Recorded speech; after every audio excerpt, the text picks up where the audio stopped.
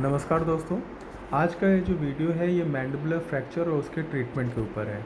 Mandible मतलब कि जो हमारा नीचे वाला जबड़ा होता है उसका फ्रैक्चर। ये जो पेशेंट है बहुत ही यंग एज के, लगभग 25 वर्ष के, और इनका ये जो फ्रैक्चर हुआ उसका कारण था रोड ट्रैफिक एक्सीडेंट। तो ये बाइक से जा रहे थे, इनका एक्सीडेंट हुआ और ये इनको फ्रैक्चर हुआ। तो इसलिए सबसे पहले तो आप सबों से एक बहुत हाथ जोड़ के विनती है कि फुल हेलमेट का इस्तेमाल करें जब भी आप कोई भी टू व्हीलर यूज़ करें। अगर पूरी हेलमेट पहने होते तो निश्चित रूप से इनको ऐसी चोट नहीं लगती। अब वापस से हम लोग इस केस पर आते हैं। तो इनका ये जो एक्सरे है, इसमें अगर आप ध्यान ध्यान से देखेंगे तो मैंने दो येलो कलर के एरो बनाए हुए हैं। एक सामने की तरफ एरो है, इसको हम लोग बोलते हैं मैंडिबुलर सिम्फाइसिस फ्रैक्चर, जो कि एक ऑब्लिक फ्रैक्चर है। और एक लेफ़्ट साइड में पीछे एरो है जो कि बोलते हैं मैंडिबुलर एंगल फ्रैक्चर, और इस फ्रैक्चर पे अक्ल दाढ़ भी इन्वॉल्व है।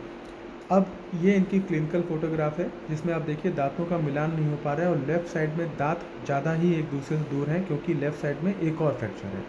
अब इस तरह की कंडीशन में दो ऑप्शन होते हैं ट्रीटमेंट के। पहला ऑप्शन होता है कि हम लोग एक पुराने ज़माने से ट्रीटमेंट चला रहा है जिसको हम लोग आईएमएफ या डेंटल वायरिंग बोलते हैं, मतलब दांतों को आपस में मिला करके तार की मदद से इनको हम लोग बांध देते हैं। तो इसमें मुंह बंद रहता है मिनिमम 4 हफ्तों के लिए। इसका निगेटिव पॉइंट ये होता है कि साहब अब आपका मुंह बंद है तो खाने पीने में दिक्कत, बातचीत करने में दिक्कत, और ओरल हाइजीन भी हमारा दिन पर दिन पुअर होता जाता है। दूसरा ऑप्शन होता है जो एडवांस तरीका है, वो ये है कि हड्डी को खोल करके सही से बैठा करके मिनी प्लेट्स की मदद से उनको हम फिक्स कर देते हैं। तो यहाँ पर हमने सेकंड ऑप्शन चुना है इस पेशेंट के ट्रीटमेंट के लिए।